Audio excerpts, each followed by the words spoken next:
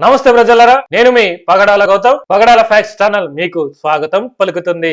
ఈ రోజు ఈ వీడియోలో ఫన్ బకెట్ భార్గవ్ కి అంత శిక్ష ఎందుకు పడింది, అలాగే రీసెంట్ గా ఆంధ్రప్రదేశ్ ఇంటర్ బోర్డ్ తీసుకొచ్చిన మార్పుల గురించి, అలాగే కాలిఫోర్నియాలో జరుగుతున్న వైల్డ్ ఫైర్ గురించి చెప్పబోతున్నాను. ఈ వీడియో చూసిన తర్వాత మీరు ఒక్కటే అంటారు.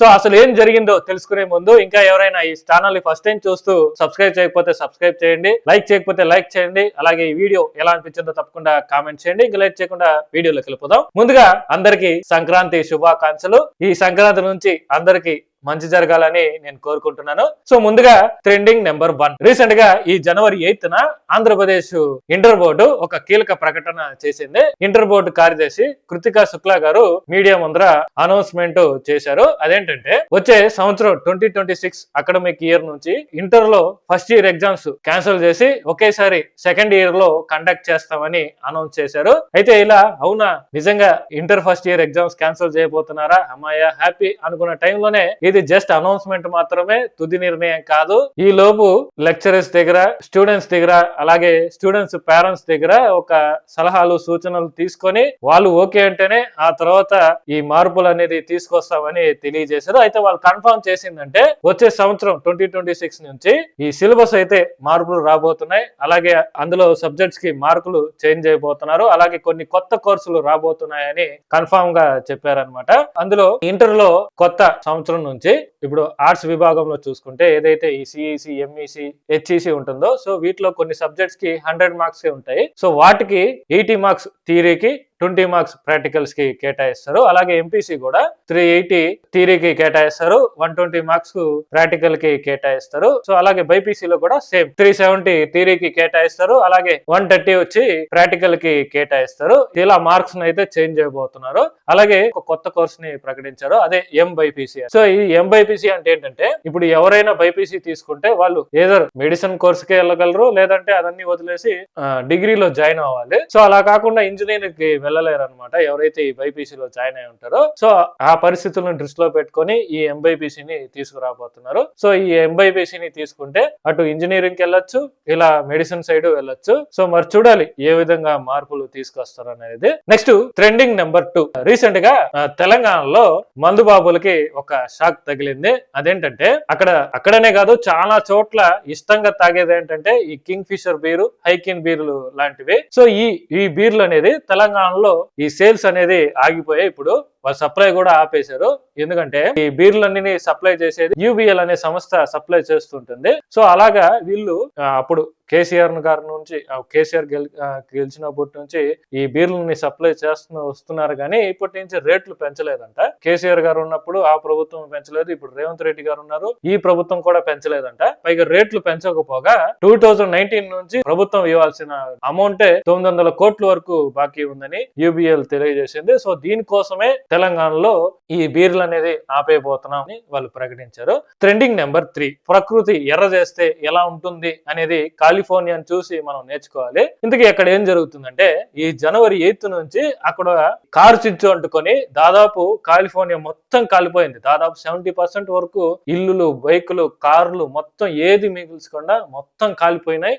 కేవలం బూడిద మాత్రమే ఇప్పుడు మిగిలింది అక్కడంతా. సో ఇలా ఈ కారు చిచ్చు ఎలా అంటుకుంది అంటే కాలిఫోర్నియాలో, అంటే కాలిఫోర్నియా అంటే మీకు ఇంగ్లీష్ సినిమాలో హాలీవుడ్ అని బోర్డు కనిపిస్తుంటుంది కొండ మీద. చాలా సినిమాల్లో మీరు హాలీవుడ్ అని బోర్డు చూసింటారు. సో ఆ ఏరియా అర్థం అవ్వాలని చెప్తున్నాను. ఆ ఏరియా చుట్టూ అంతా కాలిఫోర్నియాని మొత్తం అమెరికాకి వెస్ట్ లో ఉంటుంది. సో అక్కడ చాలా సంవత్సరాల నుంచి వర్షపాతం అనేది లేదు. పైగా అక్కడ ఈ వర్షపాతం లేకపోవడం వల్ల నేల అనేది పొడిబారిపోయింది, గడ్డ అనేది ఎండిపోయింది, చెట్లు కొమ్మలు చాలా శాతం ఎండిపోయినాయి. సో దీంతో ఈ కారు స్విచ్ ఎలా అంటుకునేది తెలియదు, కానీ మనిషి అంటించాడా లేకపోతే ఆటోమేటిక్ గా జరిగింది అనేది తెలియలేదు, కానీ అంటుకునింది. సో ఆ అంటుకోవడంతోనే ఆ మంటలు అనేది ఇంకా ఎక్కువైపోయాయి. ఇప్పుడు ఎలా అంటే ఇప్పటికీ ఆర్పలేకపోతున్నారు, ఆ విధంగా ఎక్కువైపోయి టోటల్ బిల్డింగ్స్ అన్ని కొలాప్స్ అయిపోయాయి, మంటల్లో కాలిపోయాయి అనమాట. సో ఇక్కడ ఇది అక్కడ పరిస్థితి జరుగుతుంది. ఇప్పటికీ అక్కడ ఆర్పలేకపోతున్నారు. దీనికి కారణం కూడా ఒకటి ఉంది, ఎందుకంటే అక్కడ వాటర్ మేనేజ్మెంట్ అనేది చాలా డల్ గా ఉందంట. ఇంతవరకు దాన్ని అక్కడ పట్టించుకోలేదంట గవర్నమెంట్. సో దీని వల్ల వాటర్ లేకపోవడం వల్ల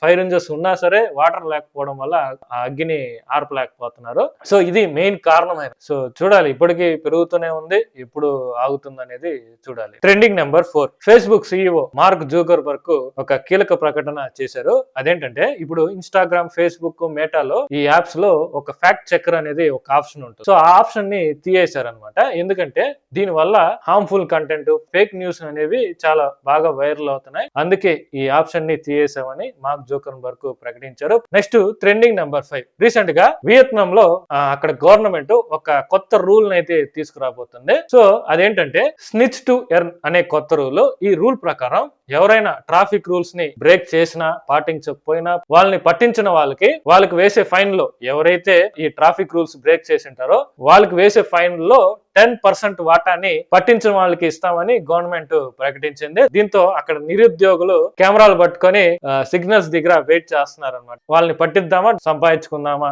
అనే కోణంలో వాళ్ళు వచ్చారనమాట.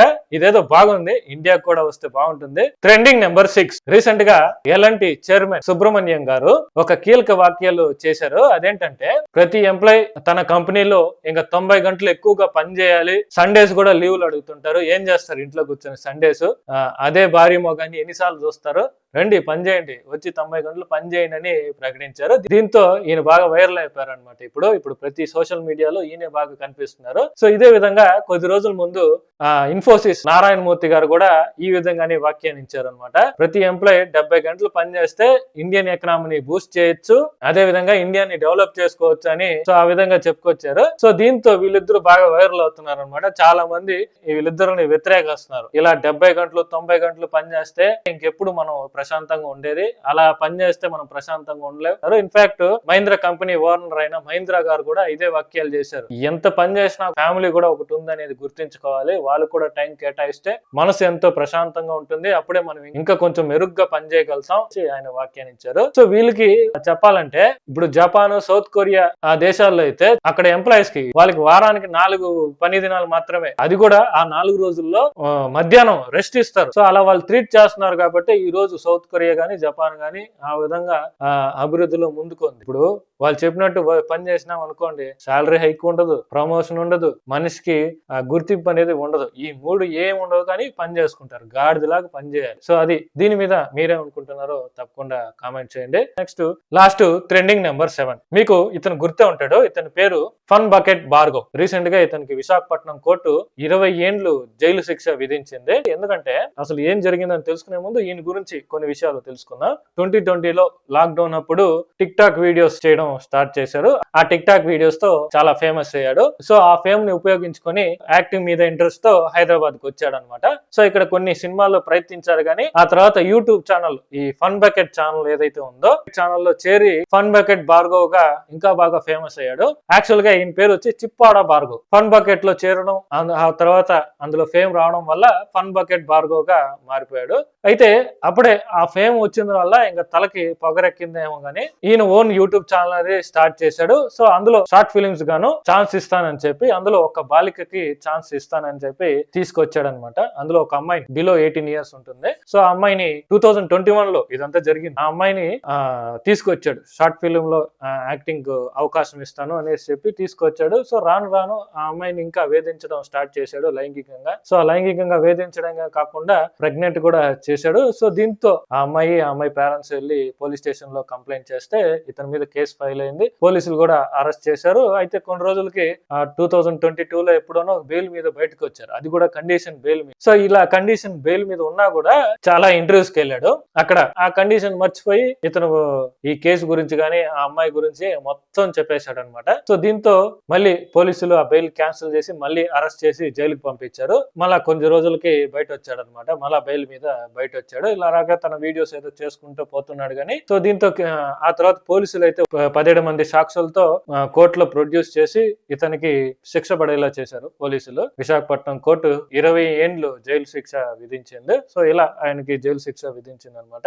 సో అది ఈ రోజు ఇండియాలో అలాగే గ్లోబల్ వైడ్ గా జరిగిన విశేషాలు అయితే. సో వీడియోని లాస్ట్ వరకు చూసారంటే మీకు నచ్చినట్టే ఉంది. నచ్చితే ఒక లైక్ చేయండి. అలాగే ఇలాంటి వీడియోస్ డైలీ వస్తూ ఉంటాయి, ఒకరోజు షార్ట్, ఒక రోజు లాంగ్ వీడియో ఇలా అప్లోడ్ చేస్తూ ఉంటాను. నాకు టైం కుదిరినప్పుడల్లా నేను అప్లోడ్ చేస్తూ ఉంటాను. సో దానికోసం మీరు చేయాల్సింది ఒకటే, కింద సబ్స్క్రైబ్ బటన్ ఉంటుంది, దాన్ని సబ్స్క్రైబ్ చేసుకోండి. అలాగే బెల్ ఐకాన్ ని ఆన్ చేసుకొని పెట్టుకోండి. మీకు నేను వీడియో పెట్టినప్పుడల్లా అప్డేట్స్ వస్తుంటాయి. సో మరిన్ని వీడియోస్ తో మళ్ళీ కలుద్దాం.